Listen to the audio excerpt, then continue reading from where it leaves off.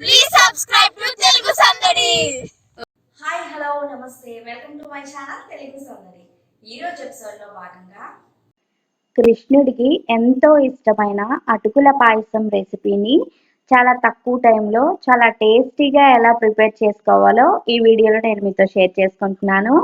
దీనికోసం అయితే ముందుగా డ్రై ఫ్రూట్స్ని ఫ్రై చేసుకోవటం కోసం ఒక స్పూన్ వరకు నెయ్యినైతే తీసుకొని అది కొద్దిగా వేడవనిద్దాము. నెయ్యి అయితే ఎప్పుడు వేడవుతుందో అప్పుడు మనకి కావాల్సిన డ్రై ఫ్రూట్స్ని యాడ్ చేసుకుందాము.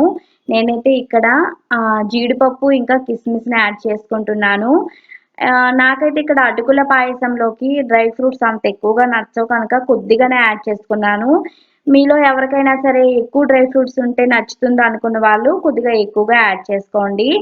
జీడిపప్పు కొద్దిగా ఫ్రై అయిన తర్వాత లాస్ట్లో కిస్మిస్ యాడ్ చేసుకుంటే అవి మాడిపోకుండా చక్కగా ఫ్రై అయిపోతాయి. వీటినైతే ఇప్పుడు వేరొక బౌల్లోకి తీసుకొని సేమ్ బౌల్లోనే అటుకులను ఫ్రై చేసుకుందాము. పేపర్ అటుకులు కాకుండా నార్మల్ అటుకులు తీసుకోండి. పేపర్ అటుకులు అయితే మరీ మెత్తగా ఉంటాయి. సో ఈ కప్పుతో ఒక కప్పు, ఇది 1/3 కప్ అనమాట. ఈ కప్పుతో ఒక కప్పు అటుకులు తీసుకొని ఒక 2-3 నిమిషాలు వేయించుకుంటే సరిపోతుంది అనమాట. ఎక్కువ టైం అవసరం లేదు. సో మరి మాడినా కొద్దిగా గట్టిగా అయిపోయినట్లుగా ఉంటాయి కనుక 2-3 నిమిషాలు అయితే సరిపోతుంది. ఇప్పుడు దీనికి సరిపడా పాలను యాడ్ చేసుకుంటున్నాను. ఆల్రెడీ మరిగించిన పాలు అనమాట, చల్లారని అవసరం లేదు కానీ మరిగించిన పాలు. ఏ కప్పుతో అయితే అటుకులు తీసుకున్నానో ఆ కప్పుతో 3 కప్పుల పాలు యాడ్ చేసుకుంటున్నాను. అటుకులు అనేవి పాలను పీల్చుకోవటం ద్వారా అందుకు మనకి ఉడకటానికి 3 కప్పుల పాలు సరిపోతుంది అనమాట. సో ఆ కప్పుతోనే 3 కప్పుల పాలు యాడ్ చేసి ఒకసారి కలుపుకొని ఇప్పుడు ఏవేవైతే యాడ్ చేయాలో వాటన్నిటిని ఒకదాని తర్వాత వెంటనే యాడ్ చేసేయాలి.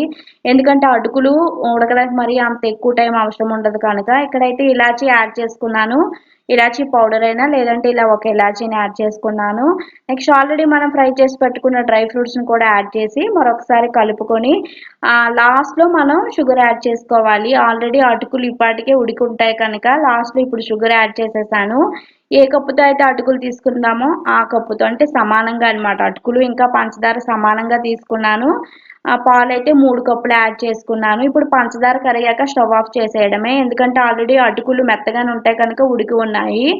సో అందుకు ఇప్పుడు ఇలా పలుచగా ఉందా, మొత్తం చల్లారేసరికి పాలనేవి ఉండకుండా దగ్గరగా అయిపోతుంది. అలా కాదు మనకి పాయసం కొద్దిగా పాలులాగా ఉండాలి అనుకున్న వాళ్ళు 3 కప్పులతో పాటు ఇంకొకటి కానీ 2 కానీ కప్పులు పాలు అయితే ఎక్స్ట్రాగా యాడ్ చేసుకోండి. అప్పుడే పలుచగా కావాలనుకున్న వాళ్ళకి సరిపోతుంది అనమాట.